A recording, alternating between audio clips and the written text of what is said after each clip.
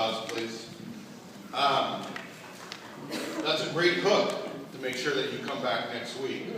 But I want to throw out some things to you. I love when he was over there and when he was talking to the British couple, and you're going to go, well, they all sounded British, but because of the accent. But there was an older couple that he was talking to, and they were talking about compatibility.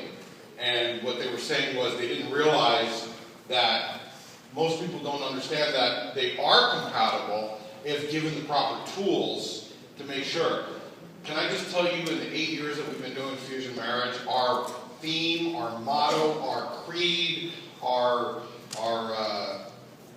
whole basis of this Fusion Marriage is to provide people with the tools necessary to overcome the past, to deal with the present, and to prepare for the future.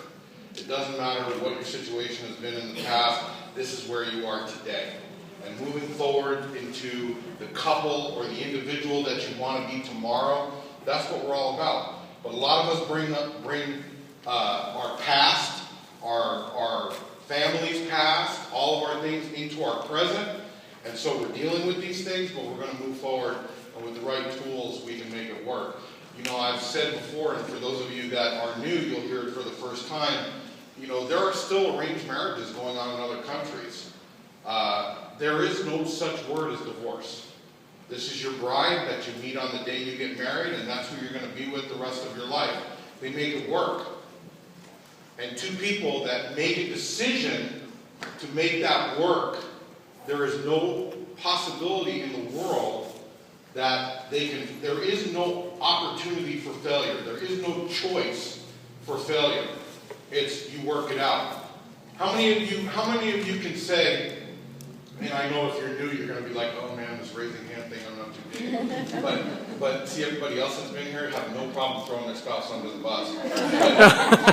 But we want you to know, it's kind of like, okay, it's kind of like Vegas. What happens in Fusion stays in Fusion, okay? And you're going to find that most people have gone through so much of the same things that you have gone through. But your words, you stepping up, you saying something, you giving input, is going to be encouragement to somebody else that's going through it. You may have already come through it, but somebody may be going through it. And if you got through it, why wouldn't you want to help somebody else get through it? Okay, so this is all about your feedback. Listen, Claudine and I, okay, we're pastor's wife, and we facilitate the marriage. We don't have all the answers. The series that we do, the books that we do, things like that, they don't have the answers. You know who has all the answers? You. You have all the answers. And so it's important that we are able to share this. But my question was going to be, how many of you would say you've been at a point in your marriage where you say, you know what, this ain't going to work. I'm almost to the point of being done. How many of you can honestly say, see all the new people? All the new people are like, dang! Thing is that you didn't give up. You know, if you ask Claudina, maybe not in class, but to the side, I'm walking around, okay? If you ask Claudina how many times she was ready to throw in the towel, she'd say about how long ago. Like, she gets frustrated with me to the point where it's like, man, I am so done with you. You know, just not, you know, I know you want to defend yourself. I'm not but we're still together. I have to go on a leash when I get home, but we're still together. I wanted to say that the mothers back then, you know, you tell a mother, I want to throw in the towel, and she said, that's okay, honey, you pick it back up when you walk back into the room. Like, you know what? Everybody feels like throwing in the towel. You just pick it back up. Throw the towel, pick it up, and move on. And that's it. You know, you don't leave it there. No. So everyone feels like that. Absolutely. Every now and then. And guys, you felt the same way. I don't need this. I don't need this.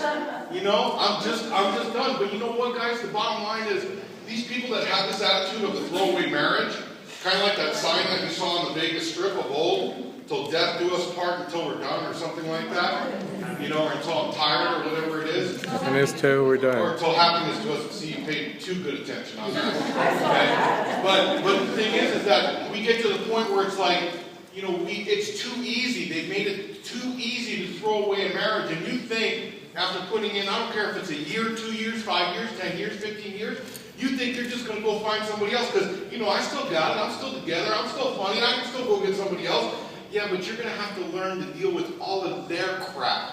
Just like you learned how to deal with your current person's crap. And you got crap too. Okay? There is no perfection. Oh my God, this, oh my God. And 5 years later, it's like, oh, that's annoying as hell.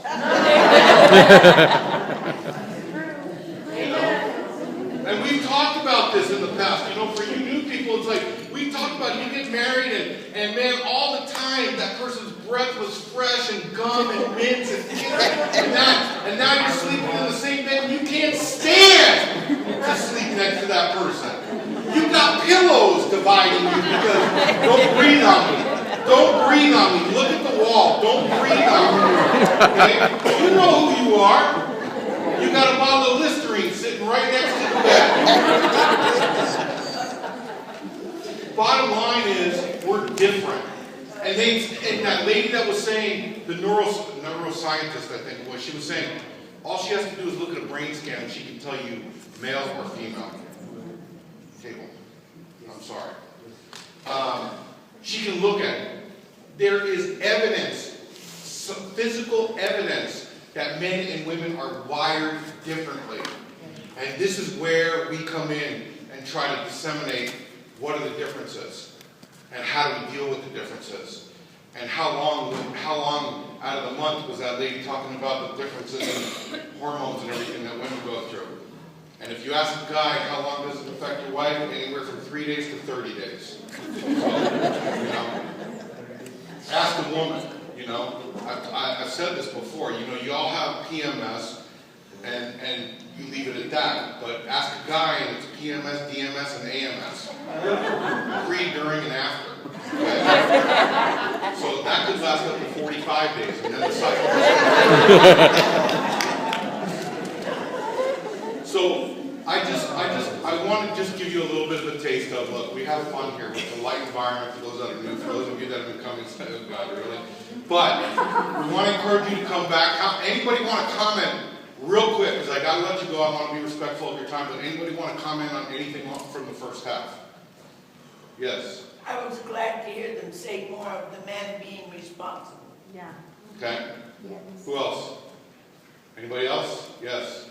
Carol and I had 23 babies. What? Given up.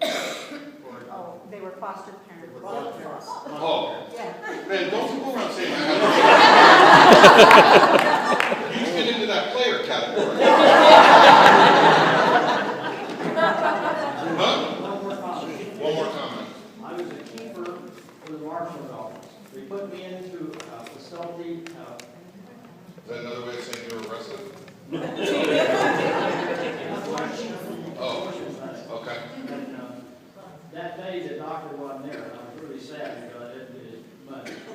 And there was a couple come in, and the boy was a bebopper, and the little girl, and they wanted to set up on a date that they could come in for the abortion for the baby she was carrying. That poor girl was scared to death. I wanted to hit him in the nose and say, look what she's done to this girl. But I couldn't do it. You want to stop there? Yeah, I'll stop there. You just admitted you want to beat someone down. No, in Jesus' name, right? You want to lay hands on them. Anybody else, real quick? Yes. What stood out to me the most was how everything with family and children ties back to sex, and how when we belittle the meaning of sex, we take away the meaning of marriage, which takes away the meaning of being parents, and takes away from having children or being parents. That's The children. right. That's great. That is great. The bottom line is most of us, not all of us, most of us did not grow up saved, Christian, followers of Jesus Christ. So we were out to make ourselves feel good, right? Premarital sex. Most of you, us, had premarital sex. It wasn't until you had, I know some of you are looking like, oh my God. But, not everybody was born a Christian, okay? And children on the web box. Some people, yeah, Yeah. okay? But that's what it was, is we grew up with this selfish attitude. It's all about me. What can I get out of this? What can I get out of this? And when they started showing about the hookup and how staggering that was to me, because I've got 3 grown-up kids, 27, 26, 23, and, thank God that we didn't even let them out of the house till they were 21, but when they started going, you laugh, I'm serious. No, I'm not serious. But I got good kids, but I still, it's easy to fall into that lifestyle. It's easy to fall, especially when you got other people pulling you in. And so we got to be careful.